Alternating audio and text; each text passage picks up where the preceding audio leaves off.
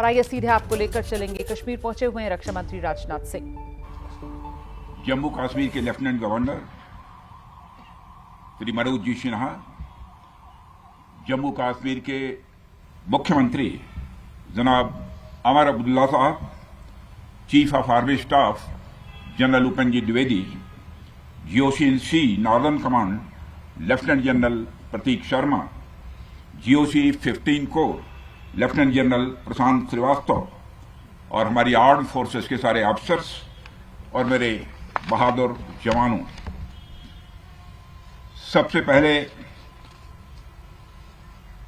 आतंकवाद और आतंकवादियों से लड़ते हुए हमारे जिन बहादुर जवानों ने अपनी शहादत दी है,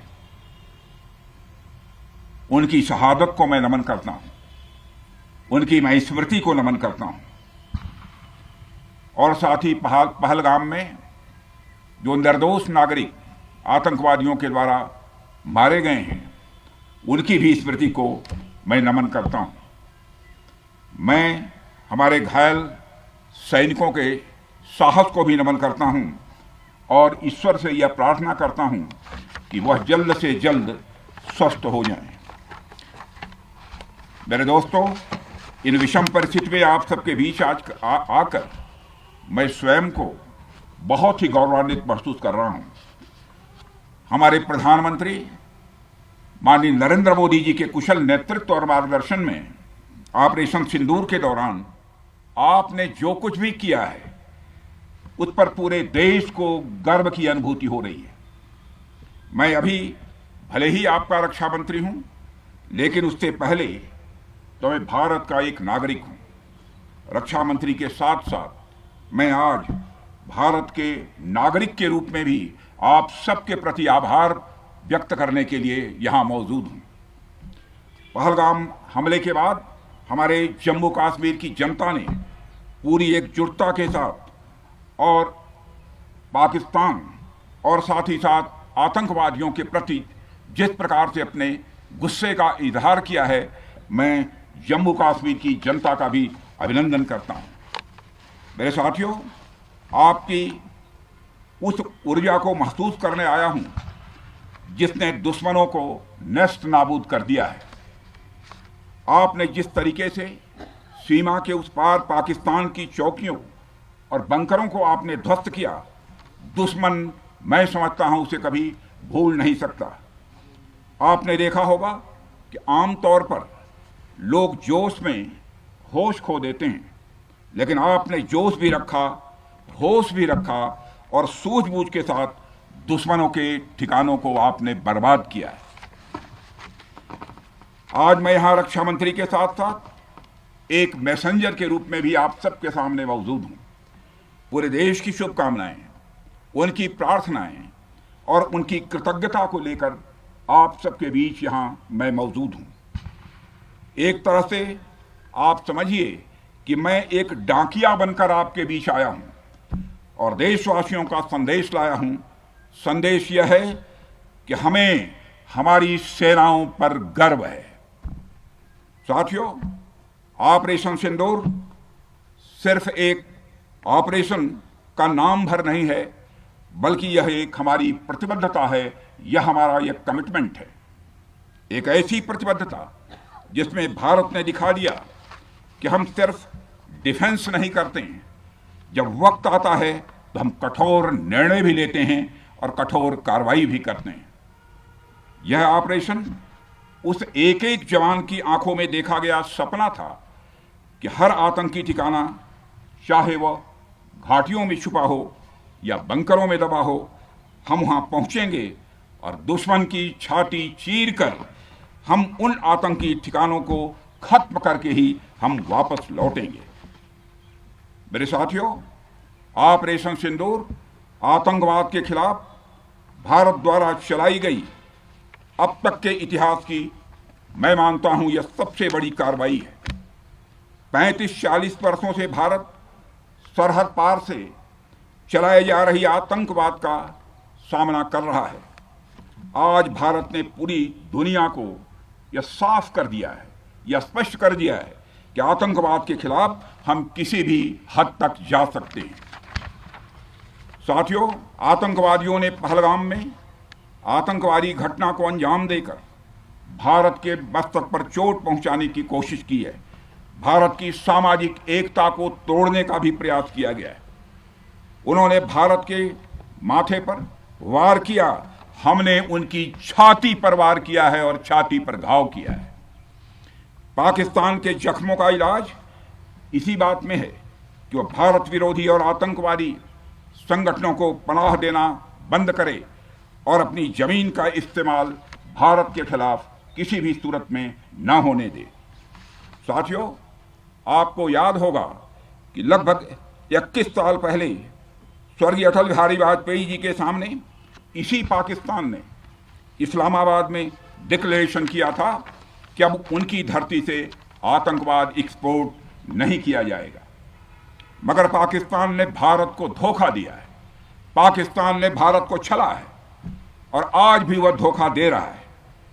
इसका खामियाजा अब उसको भारी कीमत करके भुगतना पड़ा है और यह कीमत, यदि आतंकवादी वारदातें चलती रही तो लगातार यह बढ़ने ही वाली है।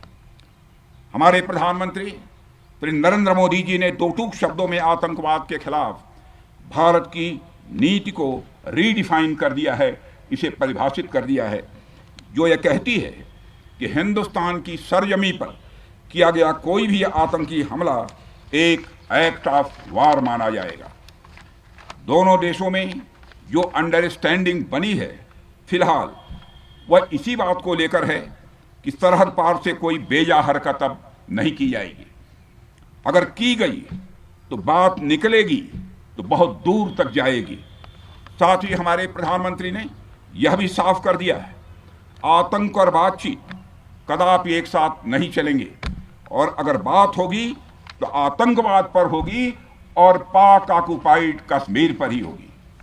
साथियों, ऑपरेशन सिंदूर की कामयाबी ने पाकिस्तान में छिपे आतंकी संगठनों और उनके आकाओं को भी यह साफ बता दिया है कि वे कहीं भी अपने आप को महफूज और सुरक्षित न समझें। अब वे हमारे बहादुर भारतीय सेनाओं के निशाने पर हैं। दुनिया जानती है हमारी सेनाओं का निशाना अचूक है और जब वो निशाना लगाते हैं तो गिनती करने का काम वह दुश्मनों पर छोड़ देते हैं। साथियों, आज आतंकवाद के खिलाफ भारत की प्रतिज्ञा कितनी कठोर है इसका पता इसी बात से चलता है कि हमने उनके न्यूक्लियर ब्लैकमेल की भी परवाह नहीं की है।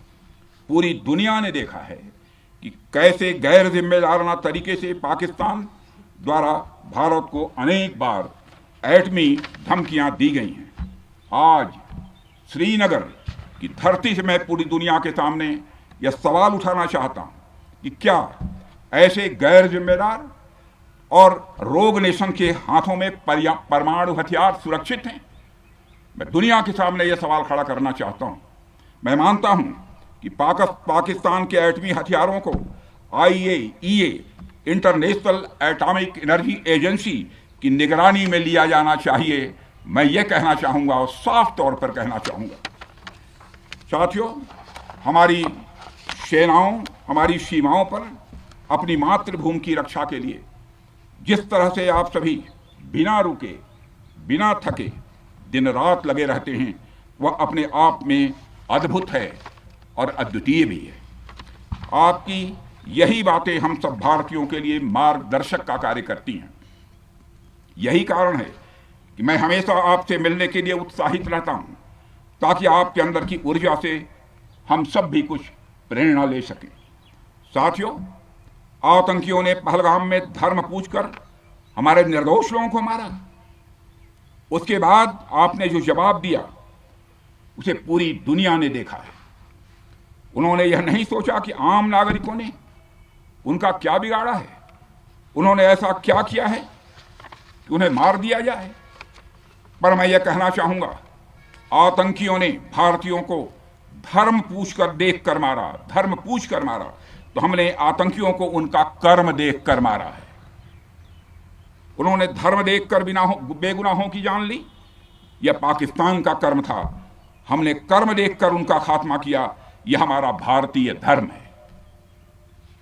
एक रक्षा मंत्री के रूप में मुझे आप सबको बेहद नजदीक से वर्षों से जानने का और समझने का अवसर मिला है।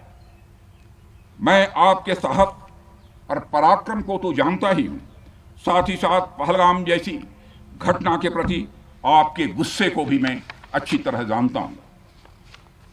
साथियों, मुझे पता है कि पहलगाम के बाद आपके अंदर गुस्सा था, पूरे देश के अंदर गुस्सा था। मुझे पता है कैसा महसूस होता है जब धमनियों में बह रहा रक्त बेकाबू होने लगे, और मुझे इस बात की खुशी भी है कि आपने अपने गुस्से को सही दिशा देते हुए बड़ी बहादुरी और सूझबूझ के साथ पहलगाम का बदला लिया है। रही बात पाकिस्तान की, तो उसकी बात ही क्या करूं आपसे। वह देश तो मांगते मांगते अपनी जहालत से एक ऐसी हालात में आ गया है कि उसके बारे में यह भी कहा जा सकता है कि पाकिस्तान जहां भी खड़ा होता है वहीं से मांगने वालों की लाइन प्रारंभ हो जाती है। अभी आपने सुना ही होगा कैसे वह फिर एक बार इंटरनेशनल मॉनेटरी फंड IMF के पास कर्ज मांगने गया। वहीं दूसरी तरफ हमारा देश है कि हम आज उन देशों की श्रेणी में आते हैं जो IMF को फंड देते हैं ताकि IMF गरीब देशों को कर्ज दे सके। ऐसी स्थिति में हमारा यह भारत है।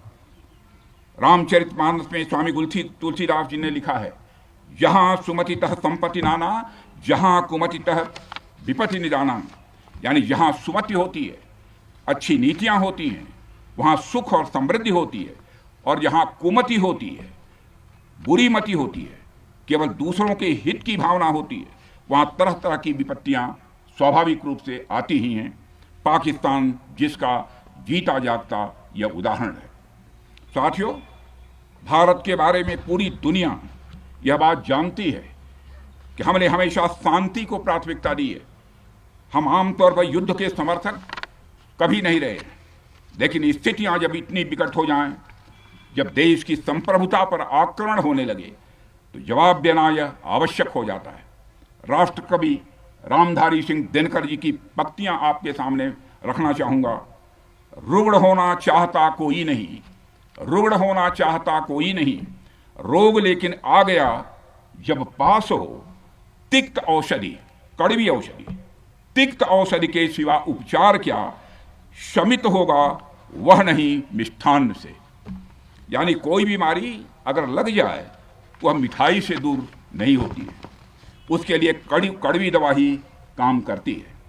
इसलिए आतंकवाद जैसे रोग के लिए भी ऑपरेशन सिंदूर जैसी दवा की बड़ी जरूरत हो गई थी। साथियों, पूरे देश में हमारी सेनाओं को और हमारे सैनिकों को एक सम्मान की दृष्टि से देखा जाता है। एक सशक्त राष्ट्र वही होता है जो अपनी सेनाओं को सम्मान के साथ साथ आधुनिक हथियार और साजो सामान भी दे जिसकी उसे जरूरत है। मुझे गर्व है कि आज प्रधानमंत्री जी के नेतृत्व में सरकार हमारी सेनाओं के लिए यह सब सारा काम कर रही है। हमने यह सुनिश्चित किया है कि हमारी सेनाएं हर परिस्थिति के लिए तैयार रहें।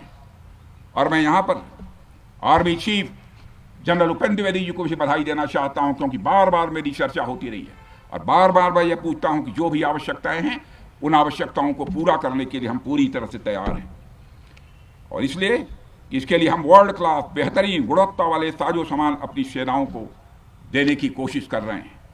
आज आधुनिक राइफल्स, मिसाइल डिफेंस शील्ड और ड्रोन्स जैसी नई पीढ़ी के कई इक्विपमेंट को तेजी से भारत में ही बनाया जा रहा है। साथियों, इसके अलावा सीमावर्ती इलाकों में हमने जो काम किया है वो आप सब देख रहे होंगे। आज LAC और LOC पर भी कनेक्टिविटी है, वैसी पहले शायद कभी नहीं थी। हमने हर स्तर पर यह दिखाया है कि हमारी सरकार केवल युद्ध भूमि पर ही नहीं बल्कि व्यक्तिगत रूप से और पारिवारिक रूप के साथ अपने सेना के जवानों के साथ खड़ी है। साथियों, अंत में एक बार फिर आप सभी को आपके शौर्य और पराक्रम के लिए हृदय से हार्दिक बधाई देता हूं। मैं आपको यह आश्वासन देता हूं कि हमारे प्रधानमंत्री जी के नेतृत्व में देश की सरकार और देश की जनता हर कदम पर, हर स्थिति में आपके साथ कंधे से कंधा मिलाकर खड़ी है। मुझे पूरा विश्वास है कि आपके सहयोग से हम इस पूरे क्षेत्र में आतंकवाद का समूल नाश करेंगे, ताकि कल को कोई भारत की संप्रभुता के खिलाफ आंख उठाने की हिमाकत न कर सके। इसी आशा और विश्वास के साथ आप सबके शौर्य और पराक्रम की सराहना करते हुए और आप सभी को अपनी हार्दिक शुभकामनाएं देते हुए अपना निवेदन समाप्त करता हूं। बोलिए जय हिंद, जय हिंद। यहाँ का घोष वाक्य क्या है? इस भारत माता की जय। क्या बात है।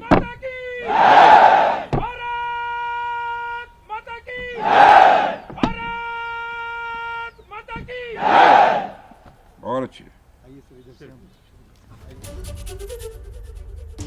तो रक्षा मंत्री राजनाथ सिंह कश्मीर में श्रीनगर में जवानों के बीच, और वहां से रक्षा मंत्री का यह संबोधन, आतंक के खिलाफ ऑपरेशन सिंदूर सबसे बड़ा एक्शन, आतंकवाद कम नहीं हुआ तो फिर पाकिस्तान और भुगतेगा, अगर बात निकली तो फिर बहुत दूर तलक जाएगी। पाकिस्तान के परमाणु बम को निगरानी में लाया जाना चाहिए, ये बड़ी बात है जो रक्षा मंत्री की तरफ से कही गई है। और साथ ही रक्षा मंत्री ने अपने संबोधन के जरिए दुनिया को बताया कैसे आतंकवादी भारत की धरती पर आए थे तो उन्होंने धर्म देखकर मारा, लेकिन हमारी सेना ने आतंकवादियों का सफाया उनका कर्म देखकर किया है। देखिए, जो गीदड़ भपकियां पाकिस्तान की तरफ से परमाणु हथियारों को लेकर दी जाती हैं, उसी को लेकर रक्षा मंत्री की तरफ से ये बड़ी बात कही गई है कि पाकिस्तान के एटमी हथियार की निगरानी की जानी चाहिए। जो इंटरनेशनल एटॉमिक एनर्जी एजेंसी है वो इसकी निगरानी अपने हाथ में ले। मेरे साथियों, ऑपरेशन सिंदूर आतंकवाद के खिलाफ भारत द्वारा चलाई गई अब तक के इतिहास की मैं मानता हूं यह सबसे बड़ी कार्रवाई है। 35-40 वर्षों से भारत सरहद पार से चलाए जा रही आतंकवाद का सामना कर रहा है। आज भारत ने पूरी दुनिया को यह साफ कर दिया है, यह स्पष्ट कर दिया है कि आतंकवाद के खिलाफ हम किसी भी हद तक जा सकते हैं। यदि आतंकवादी वारदातें चलती रही तो लगातार यह बढ़ने ही वाली है। हमारे प्रधानमंत्री श्री नरेंद्र मोदी जी ने दो टूक शब्दों में आतंकवाद के खिलाफ भारत की नीति को रीडिफाइन कर दिया है, इसे परिभाषित कर दिया है, जो यह कहती है कि हिंदुस्तान की सरजमी पर किया गया कोई भी आतंकी हमला एक एक्ट ऑफ वार माना जाएगा। साथियों, आज आतंकवाद के खिलाफ भारत की प्रतिज्ञा कितनी कठोर है इसका पता इसी बात से चलता है कि हमने उनके न्यूक्लियर ब्लैकमेल की भी परवाह नहीं की है। पूरी दुनिया ने देखा है कि कैसे गैर जिम्मेदाराना तरीके से पाकिस्तान द्वारा भारत को अनेक बार एटमी धमकियां दी गई हैं। आज श्रीनगर की धरती से मैं पूरी दुनिया के सामने यह सवाल उठाना चाहता हूं कि क्या ऐसे गैर जिम्मेदार और रोग नेशन के हाथों में परमाणु हथियार सुरक्षित हैं? मैं दुनिया के सामने यह सवाल खड़ा करना चाहता हूं। मैं मानता हूं कि पाकिस्तान के एटमी हथियारों को IAEA international atomic energy agency की निगरानी में लिया जाना चाहिए। मैं ये कहना चाहूँगा और साफ तौर पर कहना चाहूँगा